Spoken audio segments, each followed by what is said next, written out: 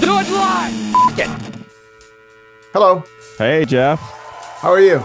Great. Thanks for coming on. The question I wanted to start with was being a Memphis fan is heartbreaking. And being in this market, a professional like yourself. And you come from Buffalo, so I know being a Bills fan, that's got to be tough. Do you think sports towns are cursed? Do you think that's an actual thing? And if so, is Memphis cursed? Is Buffalo cursed? What is it? No, I don't think Memphis is cursed, and I don't think Buffalo's cursed. I think being a sports fan is, unless you are in a very few fan bases, it's the essence of it is heartbreak. The essence of it is disappointment. I guess if you're an Alabama football fan, it might feel different. The Lakers over the years, Boston recently, and all kinds of things, because they had all the Patriots Super Bowls, and the Celtics have gotten some, and the Red Sox had their run after they were kind of cursed for all those years.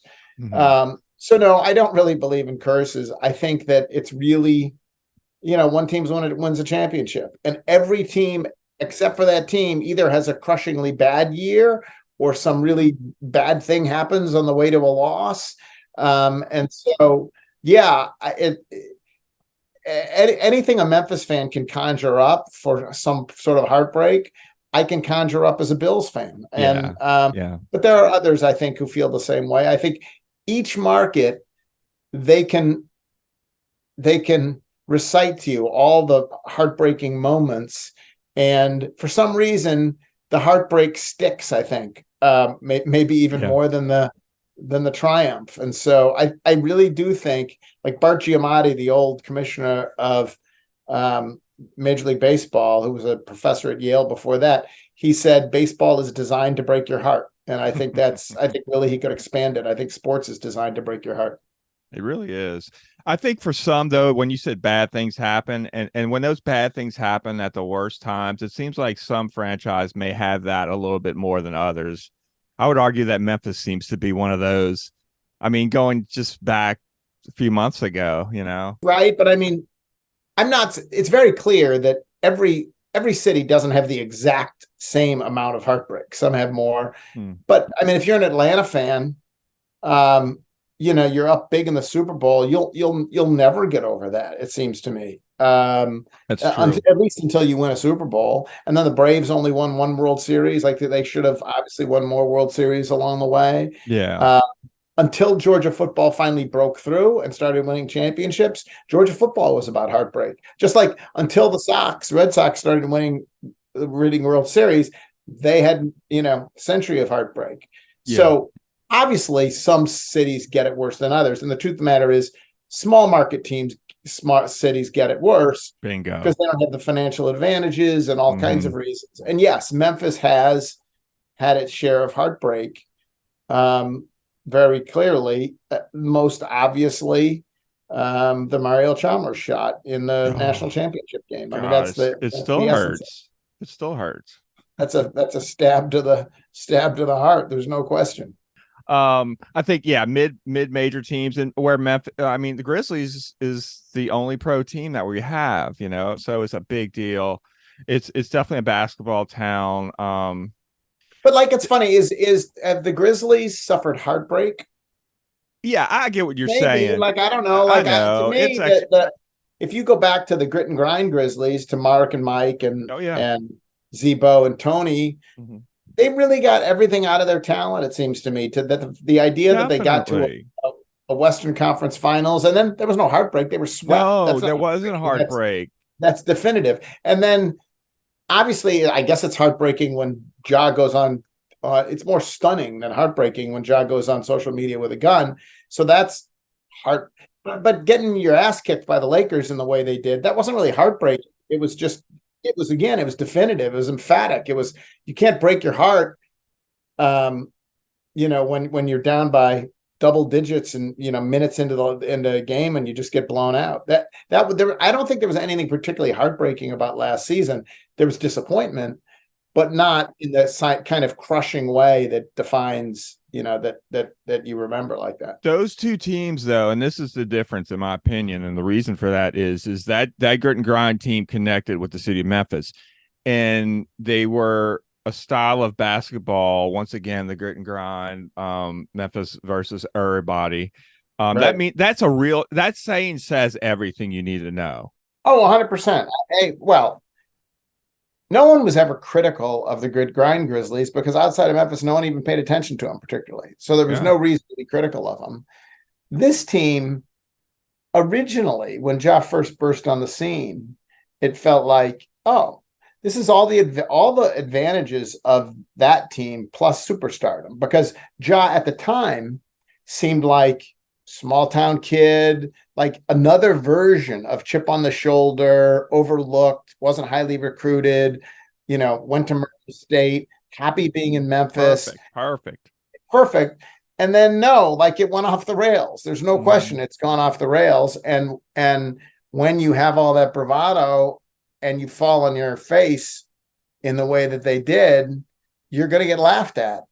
And they 100% turned themselves into a punchline. Dillon Brooks was a huge part of that. Ja was a huge part of that.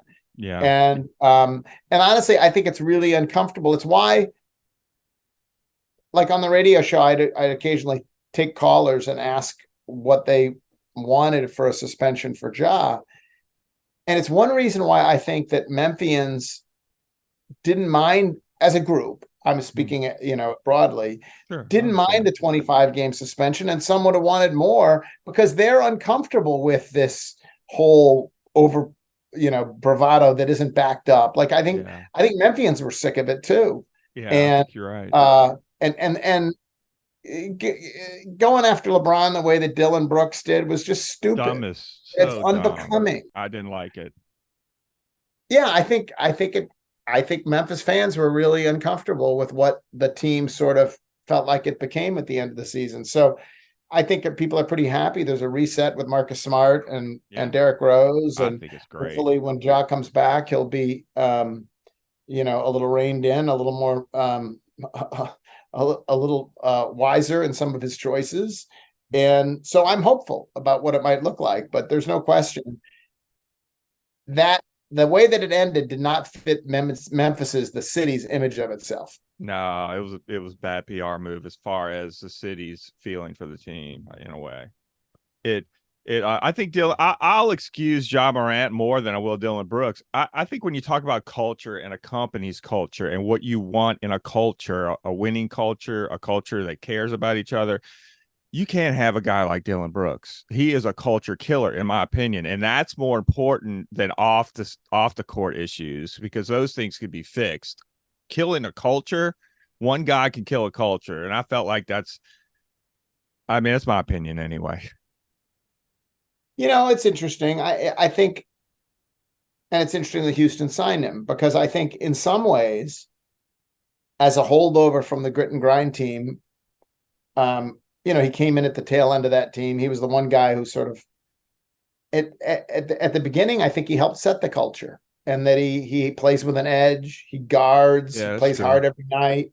And I think one reason that Houston wants him and wanted him is that, it's been a disaster down there and nobody plays defense. And I think Dillon brings a competitive edge that any culture really needs, any successful culture. I think the problem is that Dillon got he got a little infatuated with the image of Dillon. Yeah. The blunt talker, I'll say what I want. And it's funny because Dillon will the Dillon the villain stuff. Mm-hmm. He'll say he never wanted that image and that it was thrust upon him. But the truth of the matter is he leaned into it too much. And like in that moment when he, ripped LeBron James, which was just stupid, it was he's embracing the Dillon the villain stuff and embracing the spotlight that comes with it. And it was a me thing to say. It wasn't a we thing to say at all. It didn't help the team. It hurt the team. Hurts the culture. And so I think that, again, I don't think Dillon's a bad guy. And I think it's possible that he's learned from his mistakes and will help the Houston culture. And I think he originally helped the Memphis culture. I think at the end, maybe because he was playing out his contract, who knows? I think it became a little bit too much about Dylan. Well, I think from a fan's perspective, that's exactly right. And I'm looking at it from this perspective. I've been rooting for this team since they were in the pyramid. Right. You know, I'm not a player. I'm not paid, but this represents something bigger than Dylan Brooks. Represents 20 plus years of Memphis, right? A team that brings the city together, you know, and it makes people interact and talk and not segregate. You know, there's a big part of it. People are on the radio. They're making rap songs about you. Geoff Calkins. It's bigger than Dylan Brooks. It's bigger than one guy, and I'm a little nervous about Ja Morant becoming too much. I think the two signings with Marcus Smart and Derrick Rose were great, perfect signings for culture and what they're bringing in on experience. Well, they very clearly doubled down on let's put experienced leaders around Ja. Marcus Smart, who you know, has learned in Boston how to help shape young stars, and Derrick Rose, who really didn't have much of a season last year in New York, but Ja clearly respects him. It's clear from social media and the way they've interacted in the past that Ja has enormous regard for Derrick Rose, and so like you can put veterans in the locker room all you want, but if Ja isn't going to listen to him, it doesn't matter. And so the key, I think, is putting people in that locker room who Ja respects, and then who might be able to then shape his behavior. Because no, it's worrisome. I don't know how it's going to go, but Ja, I don't think anyone does. I'll say that I think it'll be pretty easy for Ja to get his reputation back. All he's got to do, he's such a brilliant basketball player. If he just plays basketball the way he can, and then stays out of the limelight, all this goes away. This is not some permanent. Some permanent affliction, it seems to me, as long as he can, make smarter choices on social media. My opinion is a controversial one. I wouldn't put up with it. But I get it. What does that mean, though? What does that mean? I think Memphis what does it mean to say? I'll tell you what it means. I'll tell you what it means. I think he was given a pass. We are a city where gun violence is out of control, and it seems like, if we're going to be honest with ourselves, his skills are keeping him here, and why people are arguing to keep him. And I get it, but what could you get in return for him? I get it. He's a I'm not saying get rid of him, but but I don't know what it means. I think it's pretty clear that the Grizzlies had a hard time reining him in, and I'm not saying that and that his talents didn't create, that he had more runway and than he could handle, that he was given more runway than he can handle. I think that's probably true. But like right now, and I agree, like the gun stuff in this city, it's such a bad look. Such a bad look. Irresponsible. But does that mean I would trade Ja for pennies on the dollar? No, definitely not. But you would get pennies on a dollar for him. No, I do what the Grizzlies are doing, which is let's see if we can get good Ja. Yeah, I know. It's silly to say trade him. And everyone deserves a second, third, fourth chance, whatever he's on. Right. What are we up to? Which one? Yeah. I think Derrick Rose and Marcus Smart, it's about leading by example as well. You hope that you don't want them to have mentor talks. Hey, son, you better get off that social media. No, you just need them to lead by example. And that's what we know that. We know that Marcus Smart is a guy that's going to lead by example. We know Derrick Rose is. I'm going to choose to be hopeful about Ja. But what he did was crazy irresponsible. Yeah, it is. And I don't want to spend too much time on that. I actually wanted to talk to you about the intro to your radio show, which I've been listening to, like I said, for 20 years, it seems. Right. The song's awesome. Like, who chose that song? John Martin chose the song because John was the producer. Okay. And so John, I don't know, John came up with the song. That's where the song came from. Do you like it?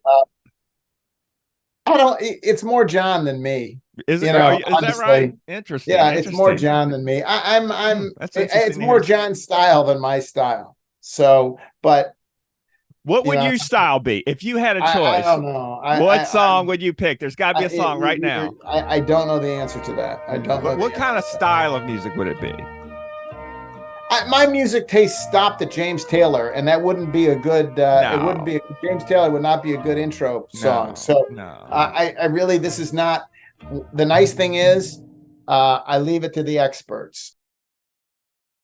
One of the things that I really like about the show is the Chris Harrington segment every day, because Chris, unlike me, is so steeped in music that every single day he picks a different song as a sort of introduction song that for one reason or another fits the day. And it's been an incredible education for me because he pulls from anything. I mean, all sorts of types of music Except from metal. all eras. Except heavy metal. But so yeah, no, I the song was John's, and it's and I go with it. Yeah, it's good. It's kind of like I have to do that. I have a creative job. We all have to do that sometimes. We all have to defer, and even though you want it to be your own thing and you want to use your own music, sometimes you just have to take other people's word for some times, you know, and yeah, I think that it's because the song is you now. So it's like when you hear the song and then it's like, you know, you're coming on and it's energetic. Well, after a while, any introduction, you know, whether it's the introduction to Seinfeld or the internet, like there is a song that conjures up something that's coming, and it almost becomes Pavlovian. You hear that, and you know this is the start of hell. Think of the NFL jingles that networks use, right? Think of the Monday Night Football song. You hear that Monday Night Football song, and you're like, I know what's coming. And so in the end, I think that's the point of these intro songs is they are almost Pavlovian in that they hook you in. Well, let me compliment John because I'm also in a job where I pick music and you could go in so many different directions, and I don't know, for whatever reason he fell on that, and I really feel like it fits. Now let's talk about what's on top of the music every morning. Yeah, man, I really want to get into that. Well, so I mean, I'll tell you what it is it's Jason Williams, the former Grizzly, and it's audio of when he went off on me in the locker room. And so he's saying, "You ain't right nothing, homeboy." That's you what ain't right nothing, homeboy. You ain't right nothing. You ain't right nothing. You ain't right and get no interviews. Then he stole my pen and snatched it from you, didn't he? He literally took my pen out of my hand. And what's funny is he was traded that offseason. So I didn't see him for a while. Yes. But then he signed with the Grizzlies a couple of years later after he'd won a title with the Heat. And he had a brief cup of coffee at the end of a season, I don't know, 3 years later with the Grizzlies. And when he met with the media that first time, people were asking me, like, what's it going to be like? You haven't talked to Jason since he went off on you in the locker room and stole your pens. And so and he was fined, I think, $25,000 for that outburst. And so I showed up at the interview session I had 40 pens here in my pocket, and he saw them and laughed. And so that was fine. Here's the truth, though. Jason went off on me, and he was right to. He wasn't right to steal my pen and go off on me. No. But the truth is, and this is one of the sad things about it, is there are, over the course of your career, columns that you sort of regret. They're just going to be. You know, I wrote 200 columns a year for 27 years. And that's one of the columns I regret. I thought it was, in retrospect, it was a cheap column. What happened was Jason, they were down 3-0. They had been swept from the playoffs the previous year, swept the playoffs the next year. This was the third straight year. I remember it. Or maybe it was the second straight year they were being swept from the playoffs.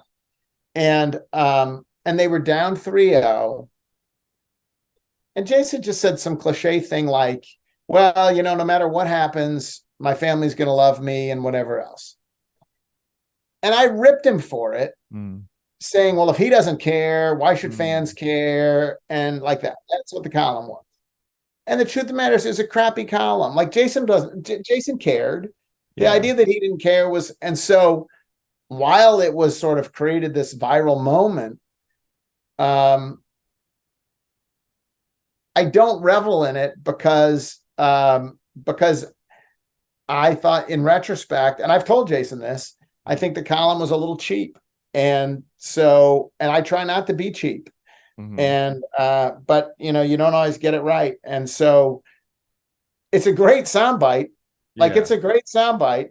A lot of people who hear it don't know what the hell it's about anymore. You ain't writing nothing, homeboy. But that's like there's been twice since I've been in Memphis that people have really notably gone off on me. Yeah.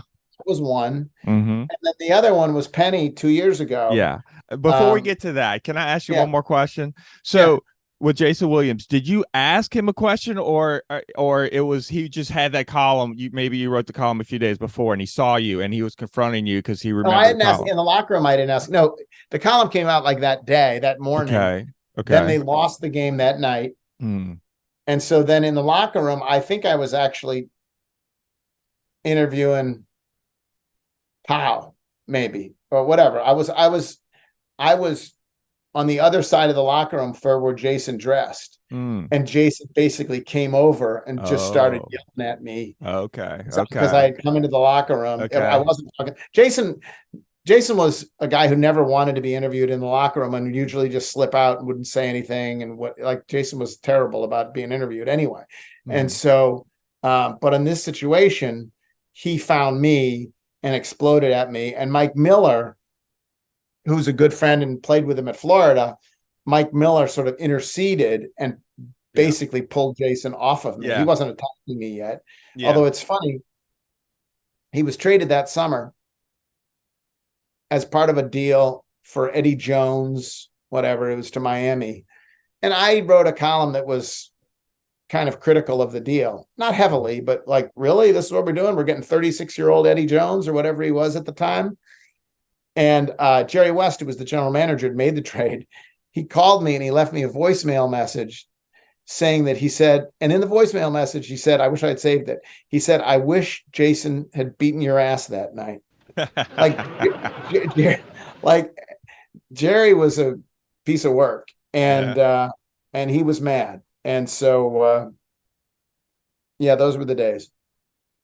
I remember hearing him come back. Maybe it was that time he was with the Grizzlies, but y'all had a reunion on the radio, and I remember hearing it. I don't remember many details from it, but that did happen, right? I'm not dreaming that up. I don't know if it was with me on the radio. Okay. It was on with Jason and John on the radio. Maybe. And they talked about me, or maybe maybe I got on with them then, but yeah, I mean, again, I've told Jason that I thought my column was unfair and that he was right. I've sort of apologized to him for that column. No, I remember, I think that's what it was. Maybe you called in Jason and John and y'all had a talk, and he was just real laid back. So it's cool. But you say you don't revel in it, but you hear it every single morning. I do hear it every morning because it's a good soundbite. Yeah. Let's get to Penny. So the second time, what was it, last year, 2 years ago? It was not this past year, the year before that. And it was Memphis had lost 8 out of 10. They just lost to SMU.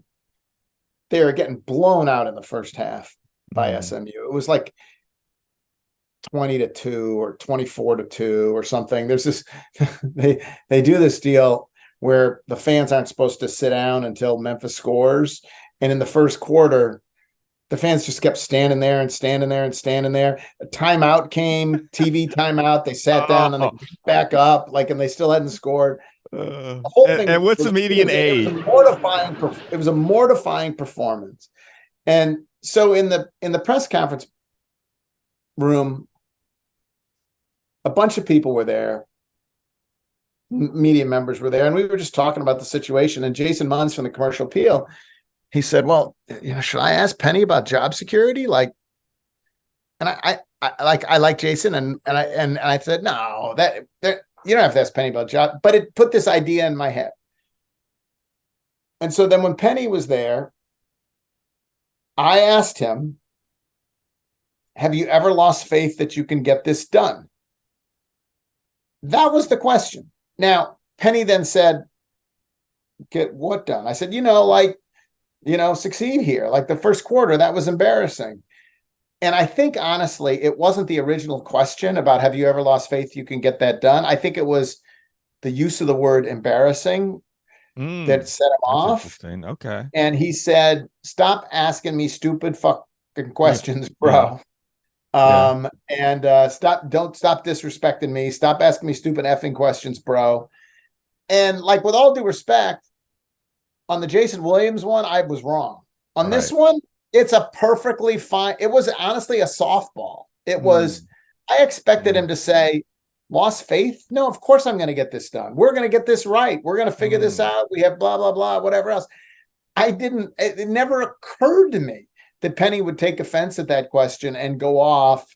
And it became like a thing, and the team rallied around it, and they ran off a bunch of wins. And the funny thing is that I was that year, at the end of the year, Calvary Episcopal Church downtown has something called the Lenten Lecture Series, where they bring in world-class ministers during Lent at lunch during the weekday to preach sermons. Mm-hmm.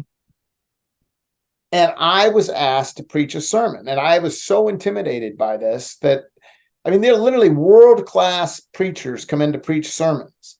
Wow. I'm an occasional churchgoer, an intermittent churchgoer at Idlewild Presbyterian Church. I've never preached a sermon. I never aspired to preach a sermon. So it was incredibly intimidating. But when I thought about what I would preach about, I remembered this moment with Penny. And I actually, in the sermon, I set it up and I used the question, and I actually played the audio of the question, which I had over the loudspeaker of the church. Okay. And there you hear my voice saying, have you ever lost faith that you can get this done? And I said, that question, it's not a stupid effing question. It's have you ever lost faith is an essential question. And it's a question that we all ask. Have you lost faith in Memphis? Have you lost faith in, have we as a community lost faith? To me, have you lost faith, and what you do to sustain your faith when times are hard is an essential question. Yeah. Let's get off sports. Let's get to Memphis a little bit. I really love your food segment you do is it Jennifer Biggs, Daily Memphian, both of you guys? Yeah, so Jennifer Biggs is the food writer at the Daily Memphian, and sadly she was recently diagnosed with stage 4 colon cancer. So she I talked to her just tonight, and she's in a hell of a battle. Okay. And I lament that I haven't had her on talking about food for a couple months now. Honestly, it was such a popular segment. Jennifer's so good on the radio. She knows so much about food. She's funny. That I started doing it maybe once a month. Mm-hmm. But I got to the point where I would do it almost every week because she was so good, and she's a friend. And you can tell when you're talking to someone who you have a real rapport with. It's like when Gary Parrish and I used to do the thing at 5:00.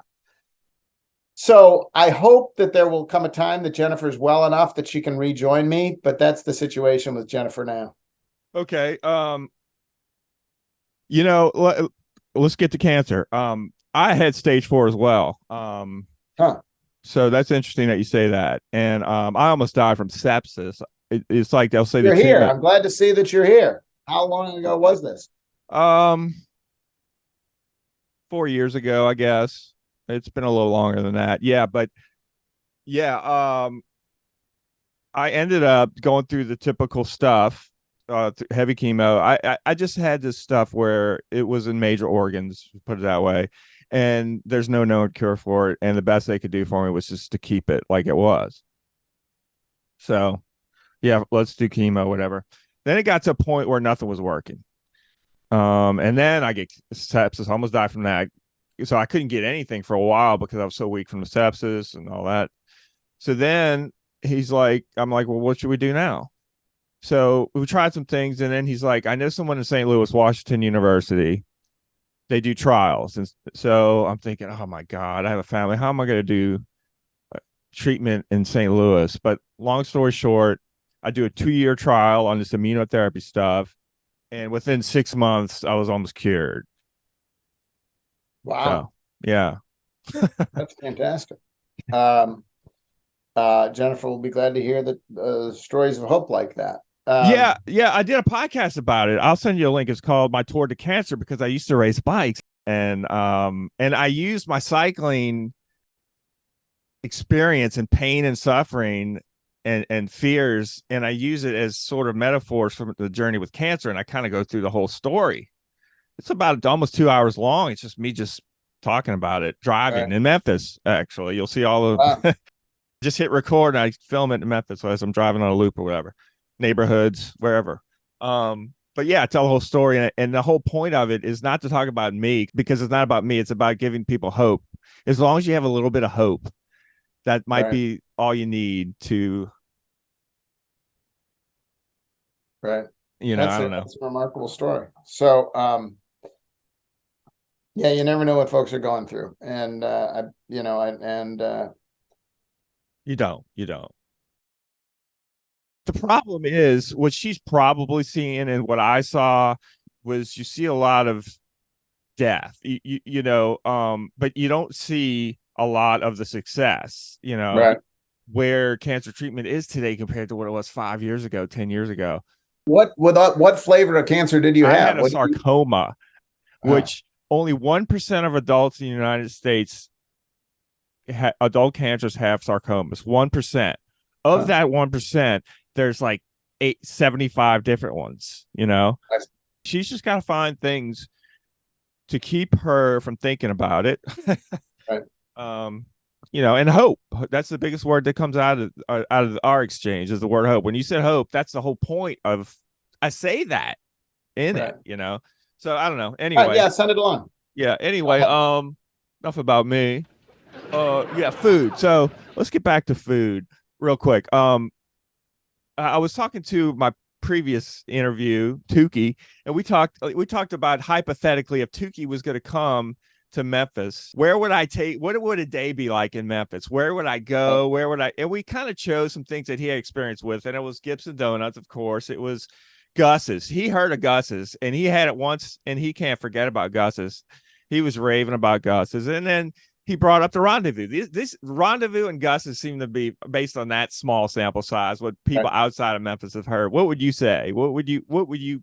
I think Gus's is. I think Gus's is unbelievable. I really do. I mean, I think it's. People talk about the barbecue or whatever else here. Mm-hmm.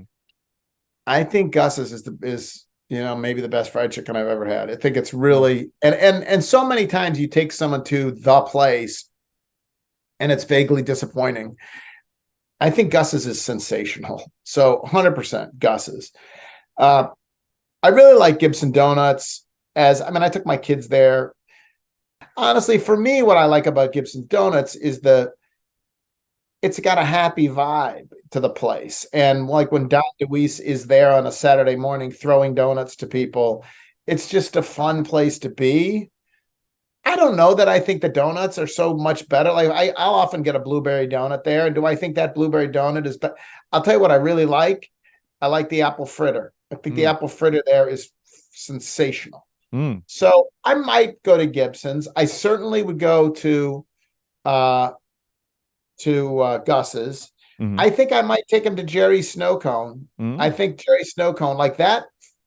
The snow cones at Jerry's, when I thought of a snow cone, it's this crunchy ice, which is fine, and then the flavors in the bottom of the cup.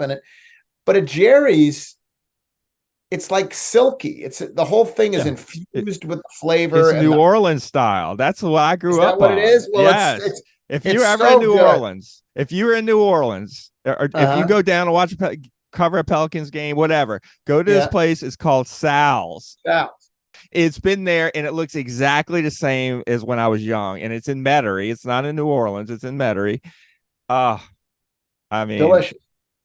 And the bar, like I actually think, like Memphians like to crap on the Rendezvous. They say it's overrated and whatever else. And it's fine. I don't love the Rendezvous ribs. They're as ribs. I'd rather have wet ribs. It's just whatever. Sure.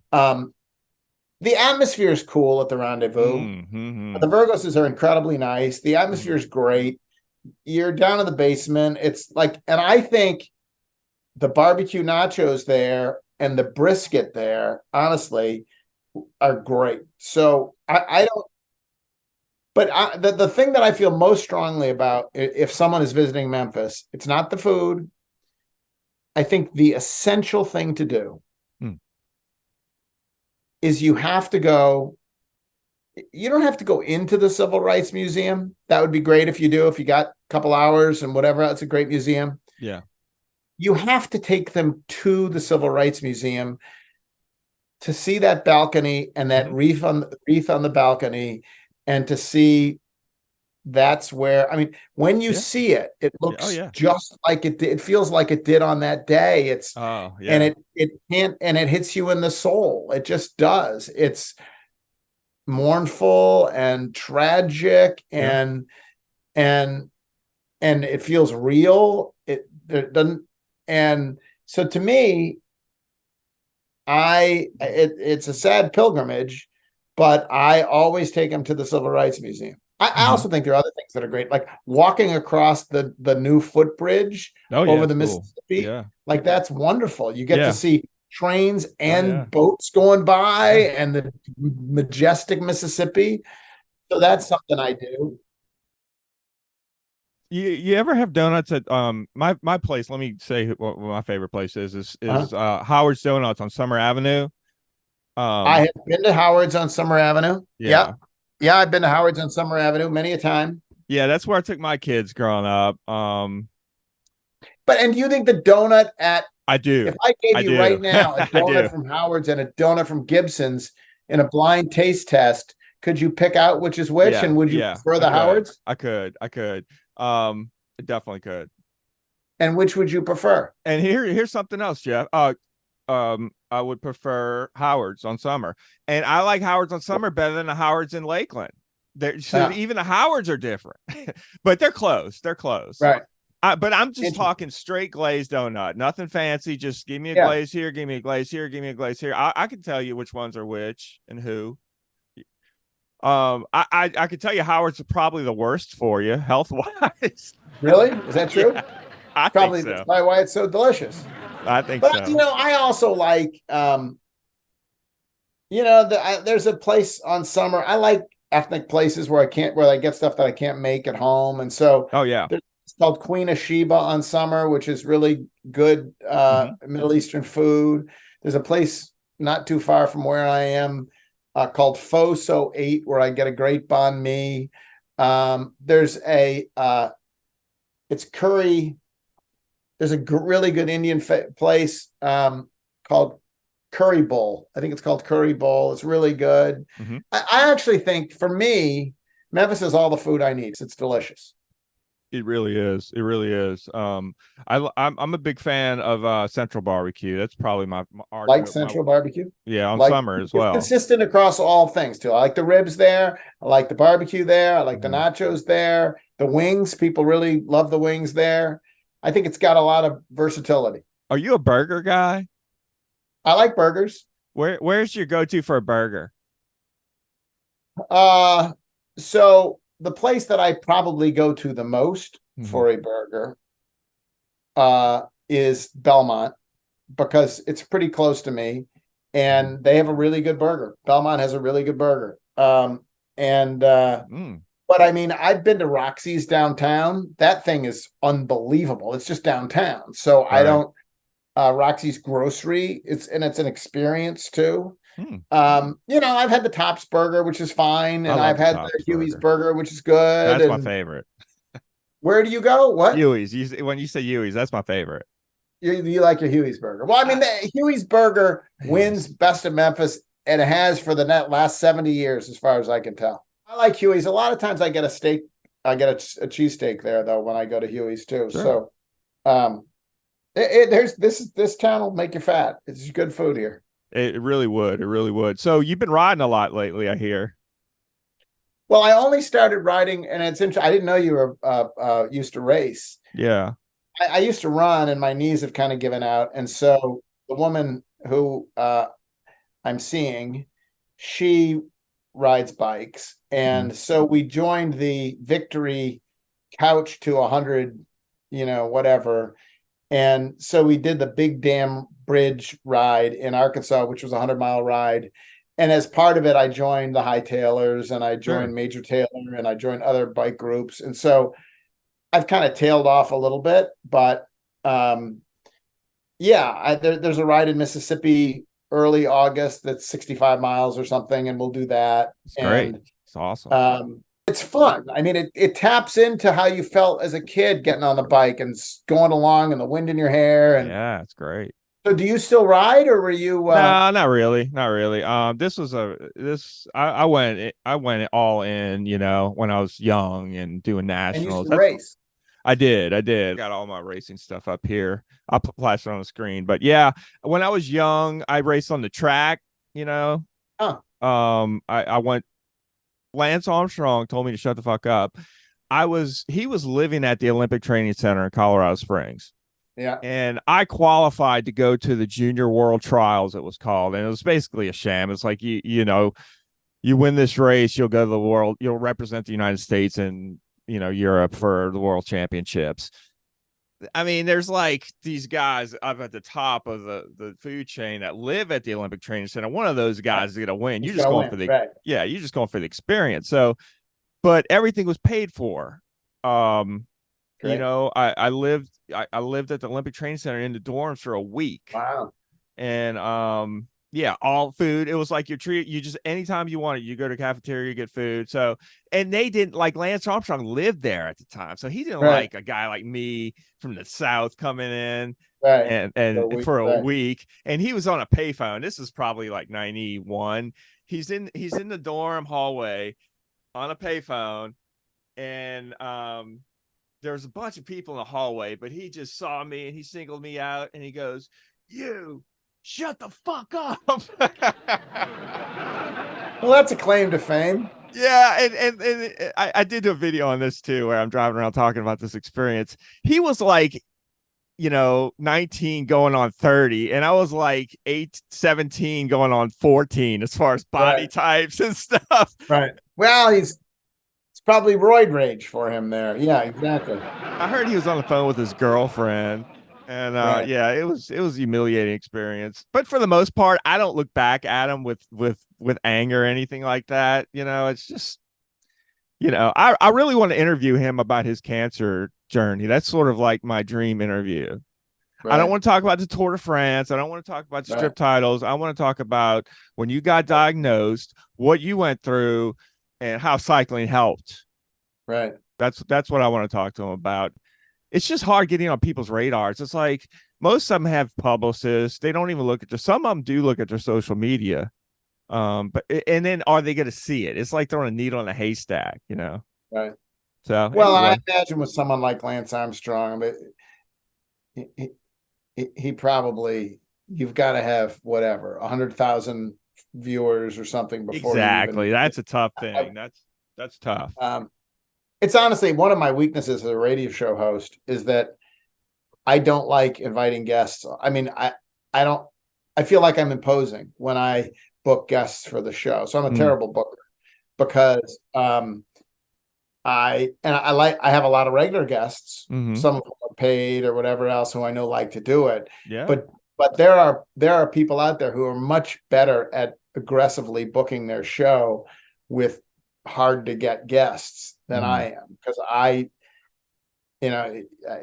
it's not a part of the thing that I like, searching people out, tracking them down and saying, hey, and the truth of the matter is most people are happy to do it, but I would be a terrible salesman. I'm bad at asking.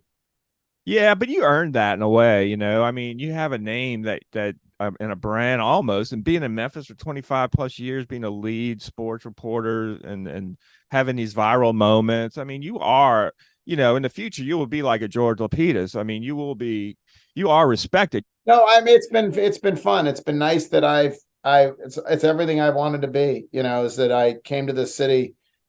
I think I thought I'd be here for a couple of years or whatever. And in the end, what I like most about the job is the connection to the city. And I like it that people say hello to me in the grocery store. I like it that when we open up the phones, people call. I like it. That's that there is a connection. I would tell people, if you move to Memphis and you write about the Tigers, you write about the Grizzlies, like, people are going to immediately care about what you have to say, and then they ultimately start caring about you. And so I've had the privilege of being a part of that, and it's been just great. It's been wonderful fun. You are Memphis through and through, and thank you for the years of enjoyment. It's been a blast. You're nice to have me on. All right, thanks, Geoff. Good night.